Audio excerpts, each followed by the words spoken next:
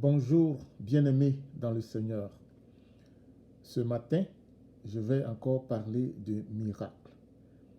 Je vais en parler souvent parce que c'est le thème que je développe, même si par moment je vais changer de sujet.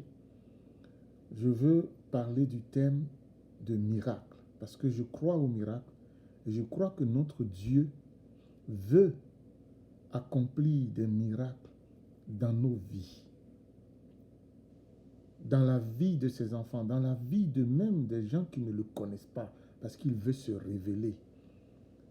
Nous avons besoin de miracles. Le monde ne peut pas subsister sans miracle de Dieu. Aujourd'hui, je vais parler de la résurrection du fils d'une veuve dans une ville appelée Naïn. Nous trouvons ce récit dans l'évangile de Luc au chapitre 7, le verset 11 à 17 que je vais lire dans la version français courant.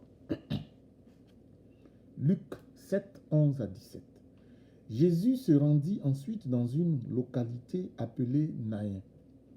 Ses disciples et une grande foule l'accompagnaient.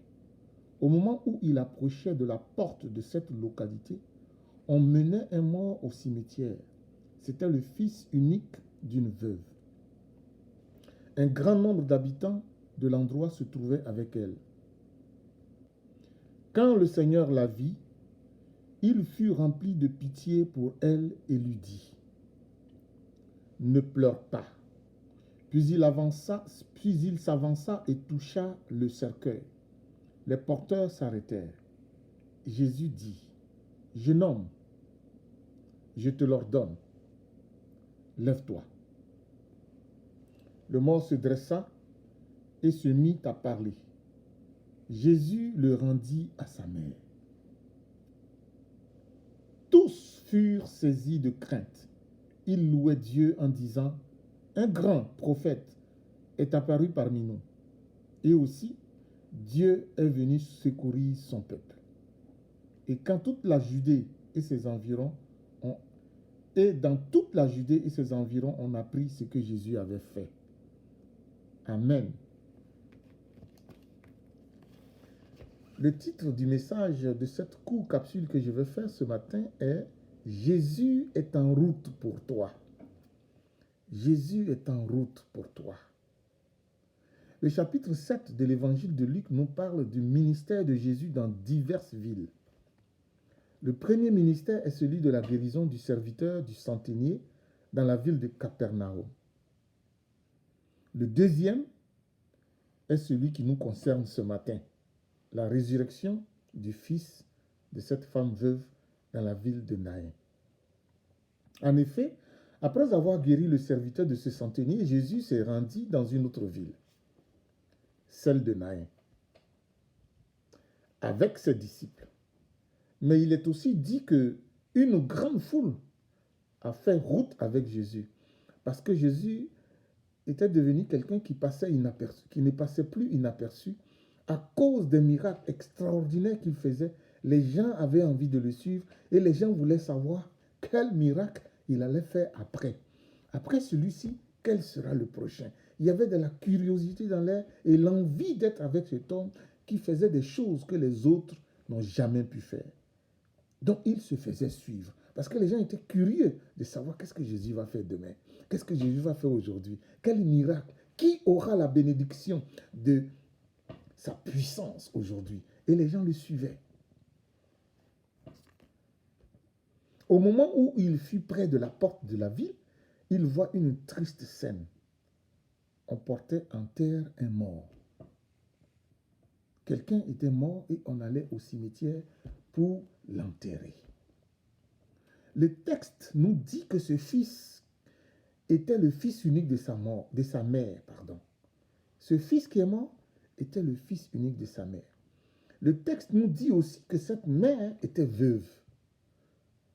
Ce sont des informations suffisamment importantes pour essayer d'imaginer la douleur que pouvait ressentir cette femme. Elle a perdu son mari et maintenant elle perd son fils. On ne sait pas si elle a d'autres enfants, Mais on dit que c'est fils unique. Donc, elle a un fils unique. Donc, elle n'a pas d'autres enfants.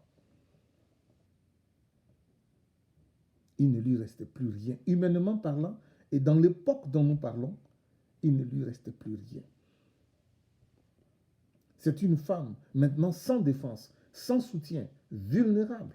Elle n'a rien pu faire pour empêcher la mort de celui qui était comme son seul espoir, celui qui lui donnait un peu de joie et de réconfort. Ce fils unique était un peu comme l'assurance vie de cette femme. Elle le voyait comme celui chez qui elle allait vivre à l'âge avancé. Vous souvenez-vous que Pierre était marié, l'apôtre Pierre était marié, et sa belle-mère était chez elle. Cela nous envoie des informations. Que faisait la belle-mère de Pierre chez lui si elle était mariée? Certainement que son mari était mort. C'est très possible. La belle-mère de Pierre était chez Pierre. Donc on voit ici que ce fils-là était la garantie de cette femme. Un jour, quand elle sera vieille, son fils va la prendre chez lui et prendre soin d'elle. En leur temps, il n'y avait pas de maison d'hébergement pour aînés, ni de pension du gouvernement pour les personnes âgées. Les enfants représentaient tout cela. Et voilà que tout devient sombre, triste et désespéré. L'enfant est mort depuis peut-être 2 ou 3 jours. Les gens ont pleuré et crié, se sont lamentés. Maintenant, il est temps de le prendre et d'aller le mettre sous terre. Et puis de venir s'asseoir et de se demander, qu'est-ce que je vais devenir?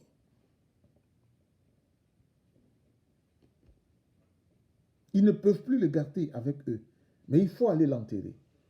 Le fait que Jésus les trouve à la porte signifie que le moment de la séparation ultime approchait entre la mère et son fils, mort. C'est un moment où tous les espoirs s'évanouissent, un moment où on admet qu'il n'y a plus rien à faire, un moment où on commence à penser à demain, à l'après, en se posant la question, que vais-je devenir? C'est à ce moment-là, à minuit moins 5, que Dieu choisit de transformer les pleurs en joie, la tristesse en allégresse. Oui, bien-aimé, il y a une situation dans ta vie pour laquelle je te dis que Jésus est en route. Crois-le. Jésus-Christ s'est mis en route pour toi. Tu ne t'attends pas à lui. Tu n'as pas envoyé quelqu'un le chercher, comme le centenier au début du chapitre 7 de Luc. Le centenier, lui, est allé vers Jésus. Mais cette femme n'est pas allée vers Jésus. Cette femme n'a envoyé personne vers Jésus. Mais je te dis que comme cette femme, Jésus vient vers toi. Il s'est mis en route pour toi. Il se déplace vers toi. Il vient à ta rencontre pour t'enlever la peine que tu as, pour te donner le sourire que tu as perdu, l'espoir qui s'est éteint, le réconfort dont tu as besoin. Jésus est en route. Et il vient vers toi. En effet, je crois, bien-aimé, que ce voyage vers la ville de Naïn était pour ce fils et pour cette veuve. Jésus savait qu'il y avait une femme dans le besoin, une femme qui avait besoin d'un miracle pour que son fils revive. Une femme qui avait besoin d'être délivrée d'une peine lourde. En voyant la triste scène, il se produit 5 choses. 5 choses. 1. Jésus fut ému de compassion. Ça commence là. La compassion. La compassion, elle met la main dans la poche. Elle te fait mettre la main dans la poche. Elle te fait donner. Elle te fait ouvrir ton frigo. Elle te fait aller à la banque. Elle te fait faire ce qui est essentiel. Quand tes yeux voient et que ton cœur est touché et que la compassion naît, tu fais quelque chose. 2. Jésus parla à la femme en ces termes. La compassion produit cela. Jésus parla à la femme et lui dit, ne pleure pas. Mais comment la femme peut-elle ne pas pleurer? Est-ce qu'il suffit juste de lui dire, ne pleure pas?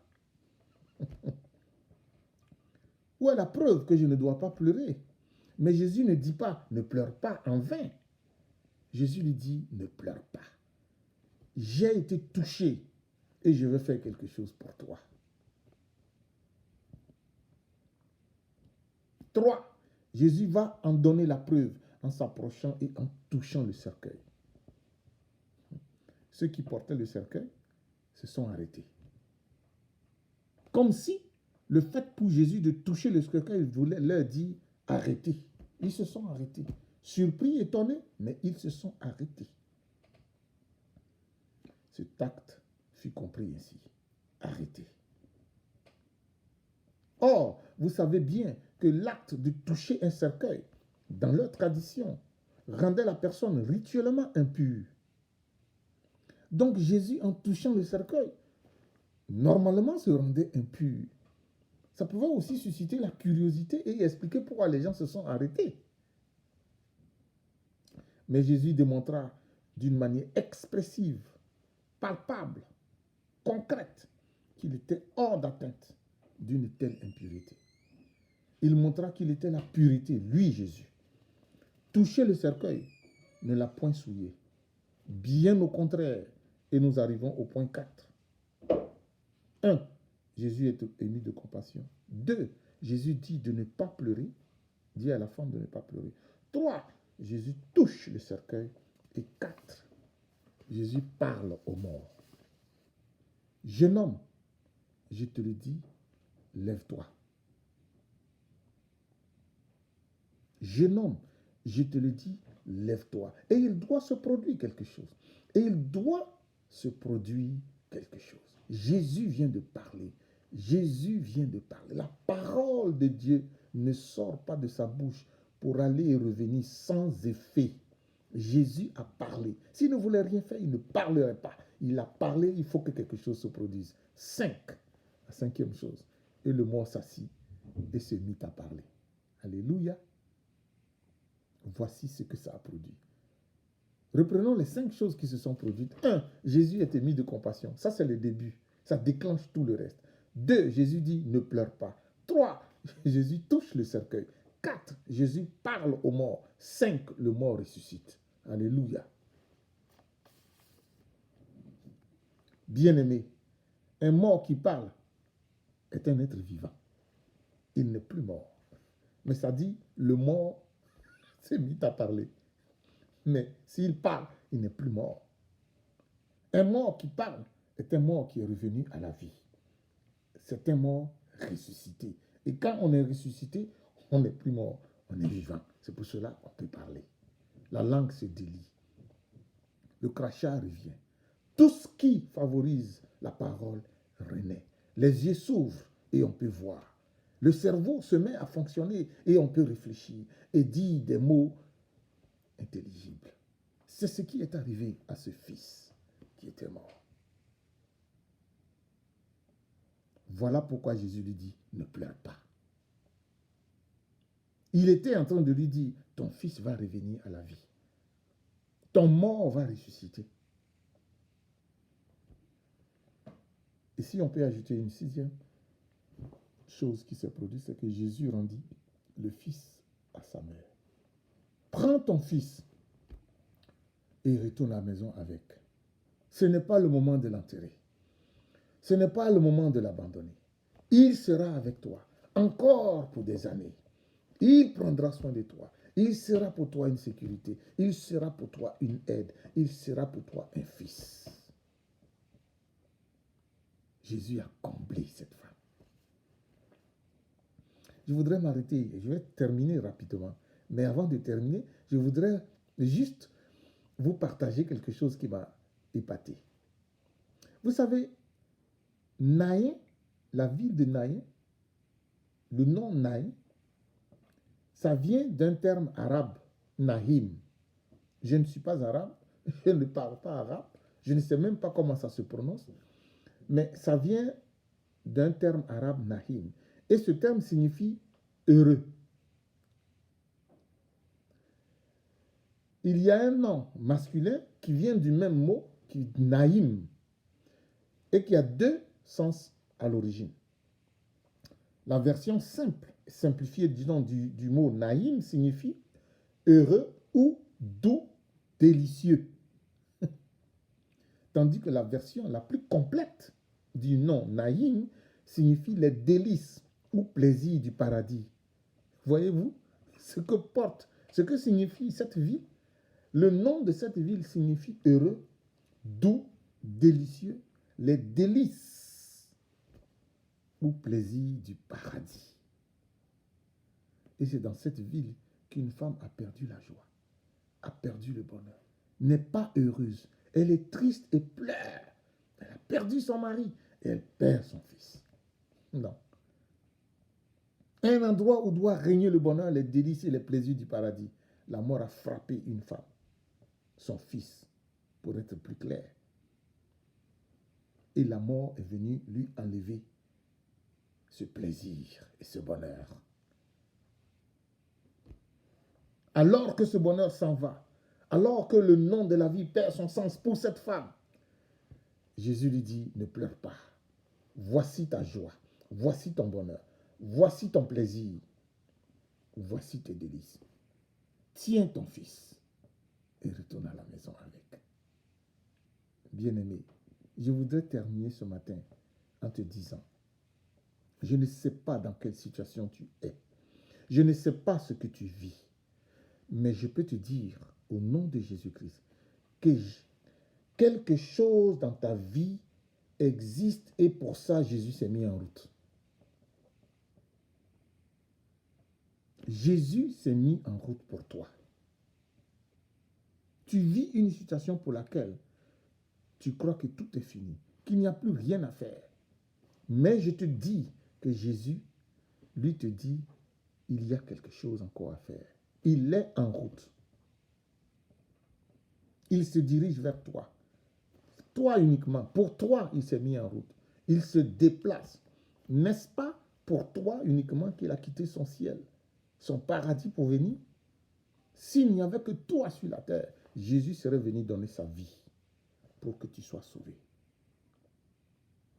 À combien plus forte raison ne viendrait-il pas ressusciter ton enfant, ressusciter ton frère, ressusciter ton mari, te guérir d'une maladie, guérir ton frère ou ta soeur? Il y a un problème pour lequel je te dis que Jésus s'est mis en route. Si Jésus a quitté le ciel et aurait quitté le ciel uniquement pour toi seul, pour la vie éternelle, Jésus est capable de quitter et de venir vers toi pour te délivrer d'une situation qui te rend triste. Crois-le, il est en route. Lorsque tu arriveras à la porte, Jésus te trouvera là, à quelques pas de ce que tu appelles ta fin, et te donnera l'espoir.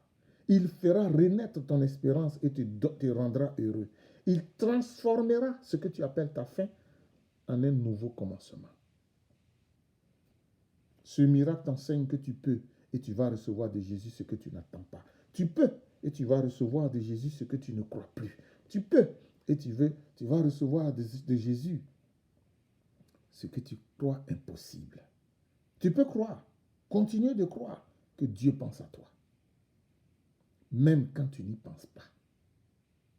Il a un plan pour toi, même quand tu n'en es pas conscient. À travers toi, il fera un jour éclater sa gloire. Et tous ceux qui en seront témoins pourront répandre la gloire de Jésus partout. Tous ceux qui seront témoins de ce miracle que Jésus fera dans ta vie vont répandre la gloire de Jésus partout.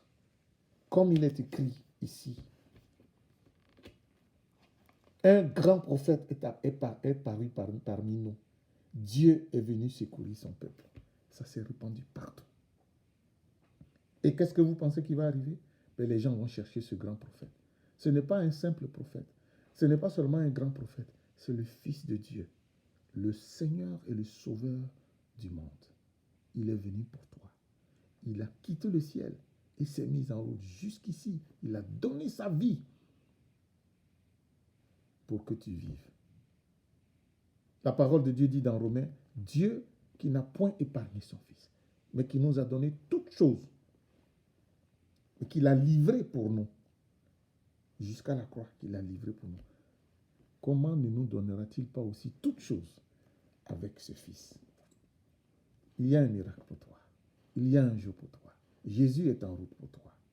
Oui, que Jésus te guérisse, que Jésus te relève, que Jésus ranime ta foi, que Jésus brise les chaînes dans ta vie, que Jésus te lève au milieu de tes ennemis.